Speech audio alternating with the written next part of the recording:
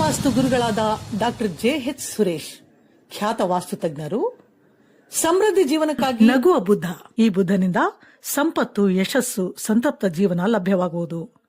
ಹೀಗಾಗಿ ನಿಮಗೆ ಮನೆ, ಅಂಗಡಿ, ಕಾರ್ಖಾನೆಗಳಲ್ಲೆಲ್ಲ ಕಾಣಸಿಗುತ್ತವೆ.